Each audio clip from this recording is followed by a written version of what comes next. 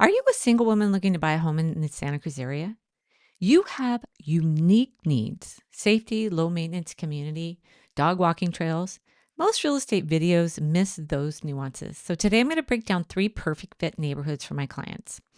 Jane chose Capitola, Molly Seacliff, and Kim in Seascape. And stick around because there's one area that's really sought after in Seabright where, based on my own experience, I think you should pause and do more research before purchasing there. Now, single women have unique needs. I mean, we all have specific needs, but when they're shopping for a home, they need it to be in a low crime area. They prefer good walking neighborhoods, or specifically good dog walking neighborhoods. They want low maintenance as they are the only person responsible for the upkeep of the home and garden.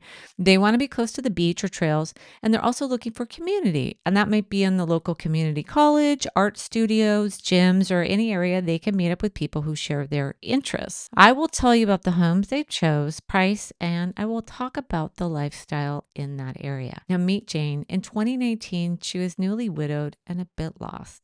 When I met her, she didn't have a whole lot of experience in the Santa Cruz area. She'd spent some time here, but she really wasn't sure what neighborhood would be good for her as a single woman. Now, there weren't a lot of homes on the market at that time. There was only four. And one of the four was in an area in Capitola. So not down in the Capitola Village or Esplanade, kind of perched above. And it's just a great cottage neighborhood. Small homes, small lots, very tight knit, close to Gale's Rotisserie and Bakery, Nob Hill Grocery Store, CVS, close to the freeway. She travels. That was a big criteria for her. And the house met her criteria as well. In a home, it was manageable. It had a manageable backyard. The home was newer.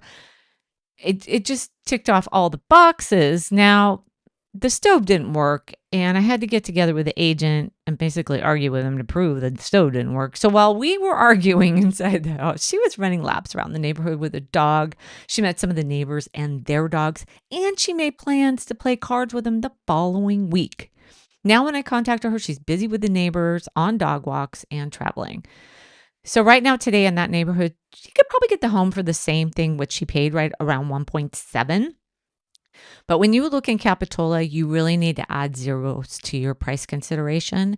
With all those amenities and great features, it does have a higher price tag. Capitola has a lot of events, the Art and Wine Festival, lots of stuff happening on the weekend, and people love it. Now, next up is Seacliff in Aptos. This was perfect for Molly. Molly had lived in a condo with no garage for over 30 years. She had a dog and she wanted a yard. She wanted to do some gardening, but not too much. She likes to take long walks in the neighborhood. She likes the beach and she paints. So we found her a 2-bedroom, 1-bath home with a gorgeous ADU and a finished out garage. The previous owner had a collectible car and he'd stored it in the garage like it was a precious jewel. It was pristine. Now, she loved this home and the garage was perfect because she wanted an area where she could display her paintings for open studio. It checked off so many boxes. Now, she was a little concerned because it was close to the eucalyptus in the area, which you have to be careful of them falling, and because of fire. It was also close to the railroad tracks, but she decided those were things that she could live with because it checked off so many other boxes, and especially she loves to walk her dog.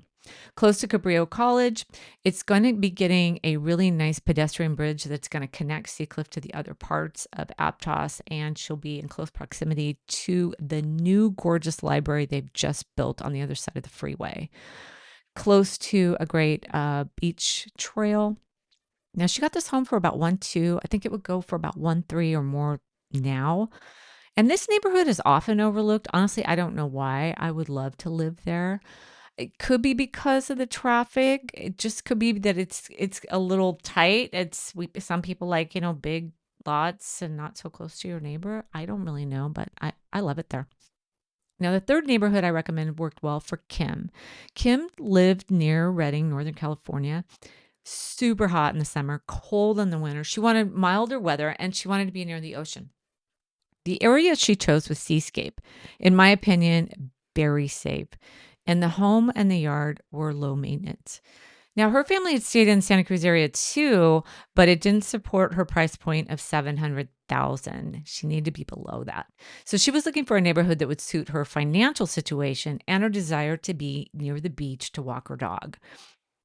Her price point put her in the condo category, and we found her a nice place. Not only was it single level, but it was nearer to the beach than a lot of homes in the area.